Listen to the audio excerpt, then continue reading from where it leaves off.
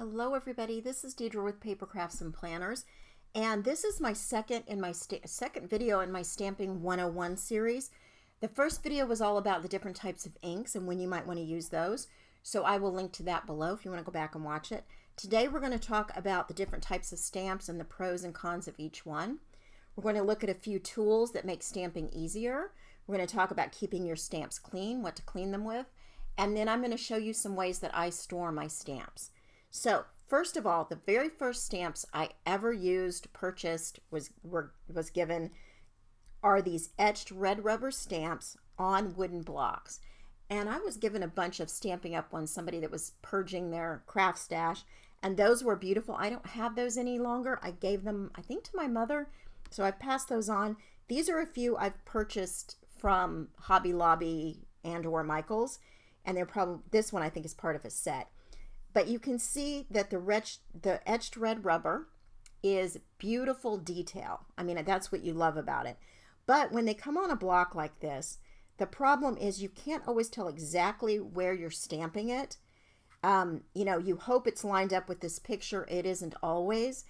And if you wanted, let's say it didn't turn out perfectly and you wanted to stamp it again, you would have a heck of a time lining it up exactly, because you cannot use these on the blocks with a stamp positioning tool. Now, I know some people have taken theirs off of the blocks. I have not done that. Okay, so let's stamp this out so you can kind of see the detail.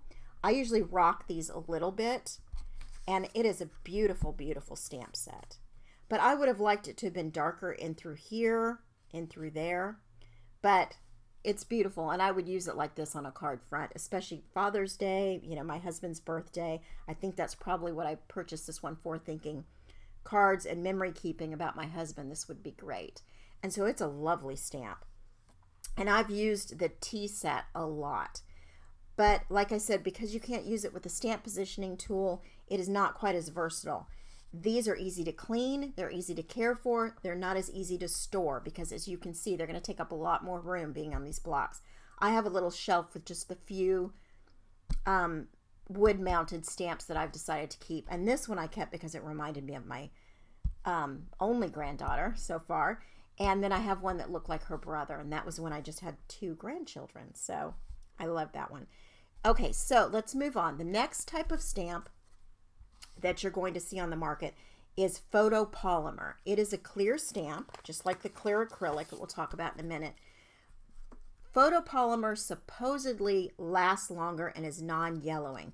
Now, I haven't had any problems with any of my clear acrylic stamps. You do with any of these, the Photopolymer, the clear acrylic, especially the inexpensive ones that you might purchase from Michael's or Hobby Lobby, Joann's, wherever.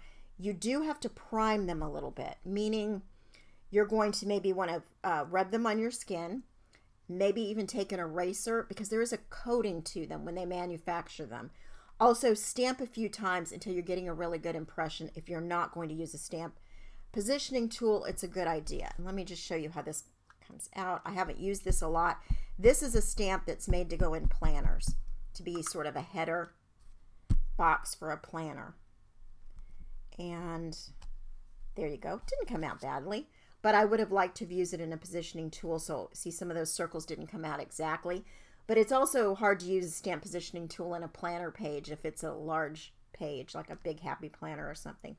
But I think this would be perfect. I mean, in my planner, I'm not going to be as picky as I would be for, let's say, a card or memory keeping or something that I'm giving to someone. So let me set this one aside because I have not cleaned it yet, and we'll talk about that in just a minute. This was from Studio L2E, which is a really nice planner company, and she does a lot of different stamp sets for planners, and which is a good idea if you don't want to, you want to just do a little bit of decorating in your planner, but you don't want to buy a bunch of stickers, which unfortunately I do that also. These are nice to have, and I will link to this one. And it came in this envelope, so she already had it in a nice little storage place. I do believe it came in this envelope. I'll check for sure and I'll link to that below. Okay, so that's clear Photopolymer. Here are etched red rubber stamps that are off a block. So they're just, some of them come in like this and you just peel them out, which is nice. And some of them come like this to where they're just on the back on some clear piece, and you peel them off yourself. Either way, they're perfectly fine. You still get the same detail that you do with these, but now you can see where you're positioning them much better. See how it's, you've got the picture on the back here, and you can use your stamp positioning tools to make sure if you don't get the impression right the first time, you can go back and do it again. Now this one and some of my clear acrylic come with, or you can purchase them with die sets, and we'll talk about the tools and the best way to kind of use the die set with your stamped image in a few minutes. And then you have these clear acrylic stamp sets. Now the photopolymer is supposedly a better quality of material that they've made the stamps out of. Like I said, I have some clear acrylic stamp sets that are very old and I haven't had any problems. This is a happy birthday set, and I love it. I've used this happy birthday a bunch, even though I've only had this set a short period of time. And again, I have a die with this set. This is a close to my heart, and we'll talk about their storage system because they do come with envelopes also. If I were starting out stamping, what would I get? I don't think I would go with these, even though they're beautiful and you can they're readily available. But this one, I bought it back in 2012, I think. Made in China. Yeah. I think 2011. And it was $7.49. I probably used a coupon at Hobby Lobby. There's no way I didn't when I was buying something like this. But it's just one image that you get for that. Now, this, I believe, was $18.95, a little bit higher because I purchased the die set also, but $18.95 for this stamp set, and I have all of these images plus some sentiments that I'm going to use with them. So I think it's just a better overall deal to do that. Now, starting out, I think something like this is a great, because you have, sorry about that glare, you have some images that are beautiful, and you have different sentiments. So there's a thankful, you could use on thank you cards. There's a love grows here, you make my heart smile, and hope your day is perfect. That could be for any occasion. It could be for a birthday, it could be for a wedding, a bridal shower, whatever. And then you've got all these beautiful florals to go with it, and a die set, which will come in handy. This is cute for, this is a Valentine's set, of course, but you've also got the bunny with the balloons here, and it says you are very special, mice to know you. Some of these are not specific to Valentine's Day, and you could use any time. I mean, especially, it's just hearts. You could use that anytime, and it has this little rose on it, so it's fairly versatile. Then there are also straight sentiment stamp sets. This one has a lot on it, and I think these are a great deal for $18 and some change to have all, you know, thank you, congratulations, miss you, and then it has little flowers and different things. But if you're going to be using some beautiful paper and you just have these sentiment stamp sets, that's a card right there. Then you have something like this. That is a floral, and it has congratulations, wedding day, anniversary, and this little happy. That's cute too. Here's another one I purchased recently, and this is all different thank yous, which really comes in handy. And here's another one, it's hard to see in the envelope, that is just all sentiments and beautiful scripted ones. Happy day, time to celebrate, hey there, love you, Mr. and Mrs. I mean, this could be used for a lot of different things. And I will link to any of these I can find. Some of them might not still be on the market, but if not, there are other sentiment sets very similar to these that are just full of sentiments. And I think they're great to have in your collection. If I was going to pick the type of stamps I prefer, just for the impression that they give and easily, I would pick the etched red rubber stamps that are off of a block. That would be my preference. But they do take up more room. I mean, you can kind of see how they're thick. They do take up more room for storage. These clear acrylic don't take up as much room, especially with the new envelopes that don't have the snaps on them, or any other kind of envelope you might want to put it in that doesn't have some sort of snap like that or something. You do need, so when you stamp with these, the clear acrylic, it's a good idea to have some sort of cushion underneath your paper to help get a good impression. And with the stamping tools, they come with those cushions also that you can take in and out for different types of stamps. These are beautiful stamps. They store really well, and I mean, a good deal too. But if I were going to start over, I would do more red rubber than clear acrylic. However, the red rubber is hard to find, and there are people that prefer the acrylic. So I guess it's going to be what your preference is once you start stamping. You can get a great impression with either one if you use some stamp positioning tools. So let's talk about, first of all, the blocks. And you saw this one right here. This is a close to my heart block. I like that it has the grooves in the side for your fingers to get a grip of it, which is really nice. Let's see. I have some other ones here. This is Fun Stamper's Journey, which is Fun Stamper's Journey / Spellbinders. It has a grid to it. It also has this. So if you're going to line up a stamp, there's that grid. You can see that you're getting a straight line when you line up your stamp. This one doesn't have a grid, but it has a line to it. And I don't know if you can see, but there is a line in there. I think you're getting a little bit of it that you can also use to line your stamps up with. So those are both nice ideas. Now there are stamp blocks that you can purchase at Michael's and Hobby Lobby and Joann's, and they are thinner like this. There might be some thicker ones on the market now, but these were what they used to have, and there's no gripper to them. There are no lines or anything. This one, I glued permanently my Cancer Ribbon on here stamp, and this, again, was an early on purchase, and I put it on here because for memory keeping and even some cards, I was using this all the time, so I did that.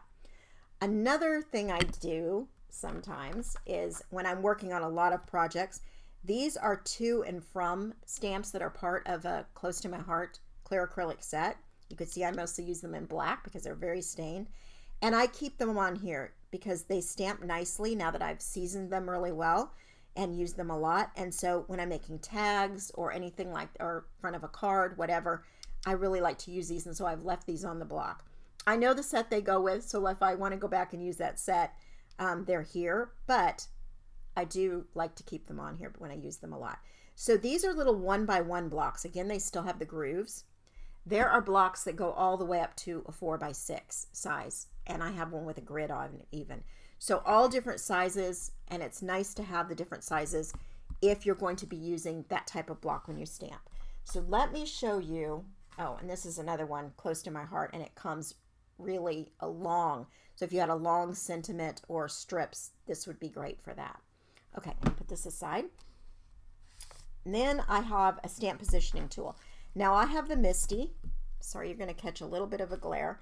I have the Misty. There are others on the market. I think Tim Holtz makes one. There are different types. But I love this. It was I purchased it in 2020, and I'm really loving it. I'm using it all the time. So here is a foam piece that comes in and out because I need it for the clear acrylic or photopolymer. I do not need it for the red rubber. You don't need that extra cushion. So let me show you some ways in which this tool comes in handy. Okay, so let's say I am going to stamp a bunch of this particular stamp set, this Cottage Bouquet stamp set for some projects. I'm making multiple cards. I could go ahead and take the die cut and cut all the pieces out. And I could do that over and over again. Then I could come in and keep this one die cut in here, put the magnet down, and I could come back and put these die cut pieces inside, just like this. Keep them in there, and since I've got it lined up in the corner, I can always put it back in place. And then I'm going to take the stamps that match those and put them down. I think that's the right one. And let's see, it looks like this one. I should have checked that. Nope, that is not it. Here it is. This one. You can line it up, and you just do the best you can with eyeballing that. And then I have the bow. So let's see, where's the bow? Here we go. And I'm going to line all of these up. Oops, I left the, okay, so I've already messed it up. I left the piece in there that we do not need. We do not need that cushion for this type of stamp. So let me line them back up again, because I've messed that up, haven't I? Okay, line that up. get this one exactly where it should go. Line this up. And then line that up. Okay. So we're going to pick this up. And I'm going to ink it in this black squid ink from Jane Davenport.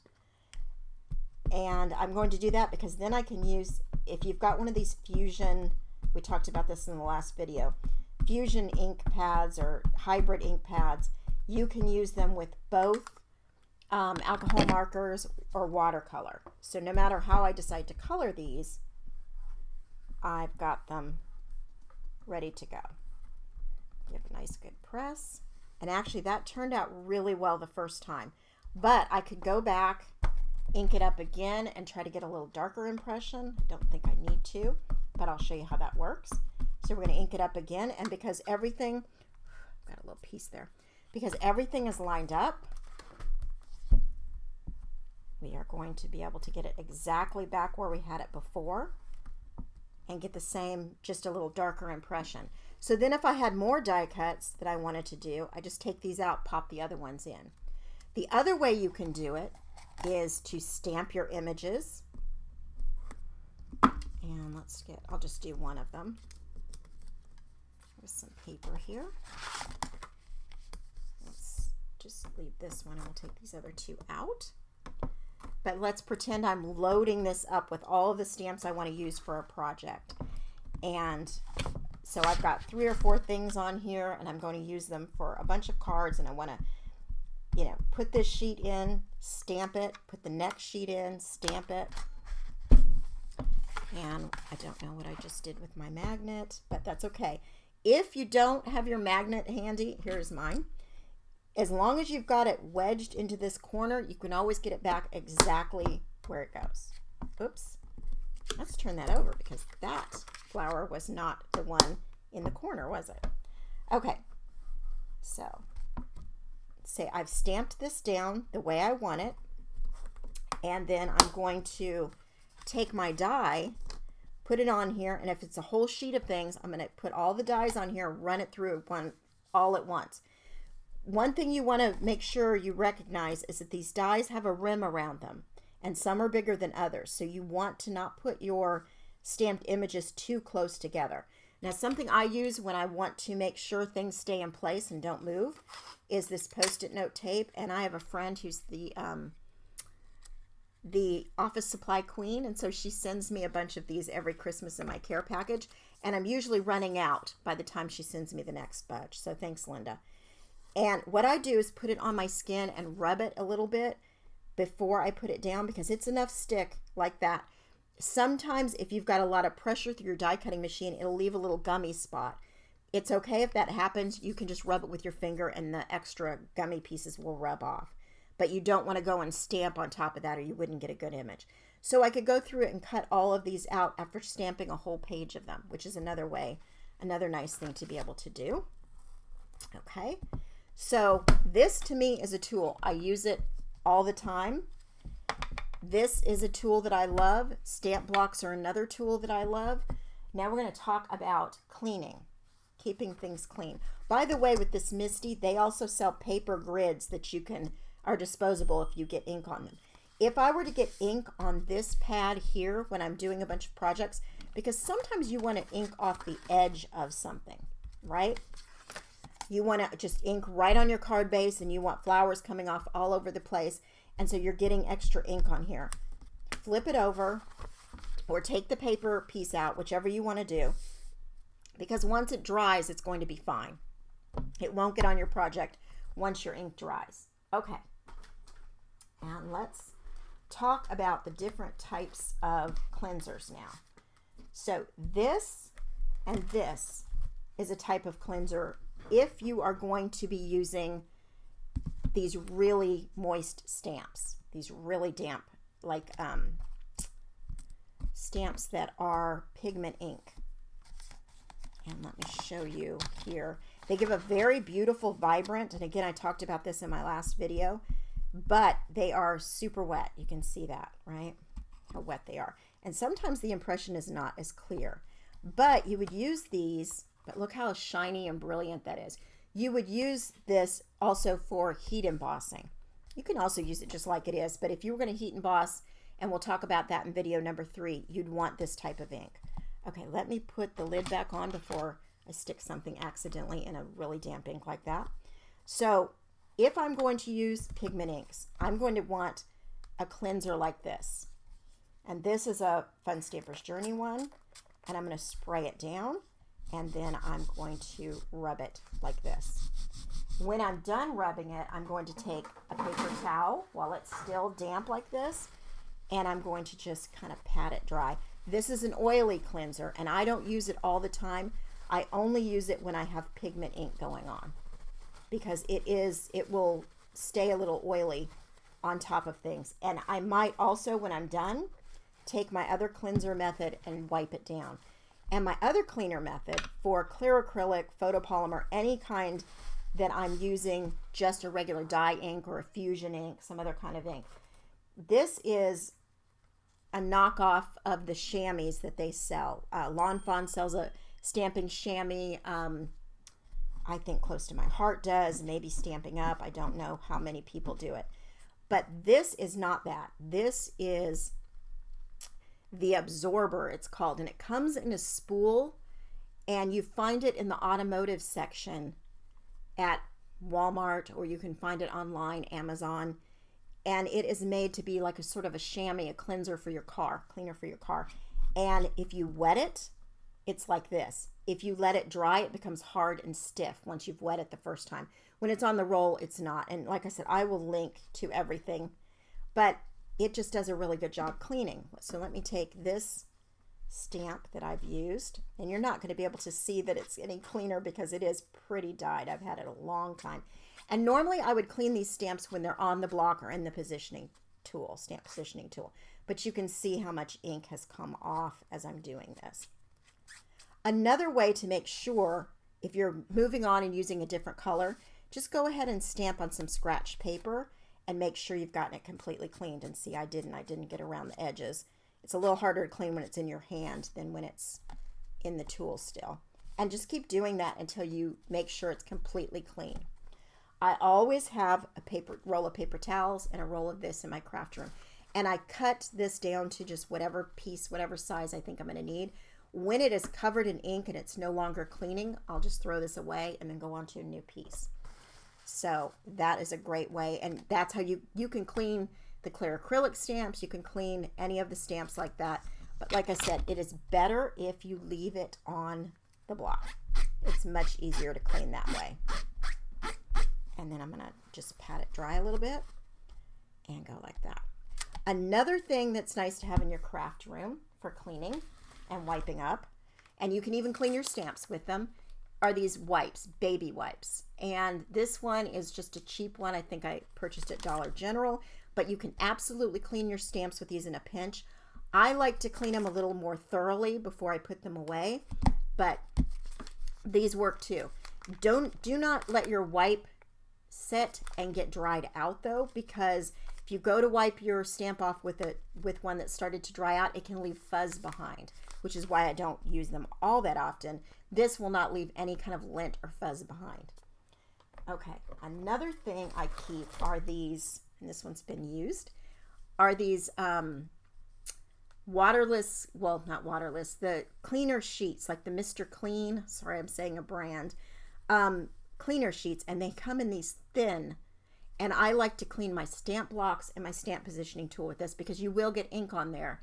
And if you don't clean it right away, wipe it with the baby wipe or whatever right away, it will set and it'll be hard. So you just wet one of these, and I just keep a bunch of them in my craft room for that purpose. And when I get sick of looking how dirty my stamp positioning tool is, I will clean it off. So that's another great thing to have for cleaning. Okay, I think we've talked about how to keep them all clean. Now we're going to talk about storage.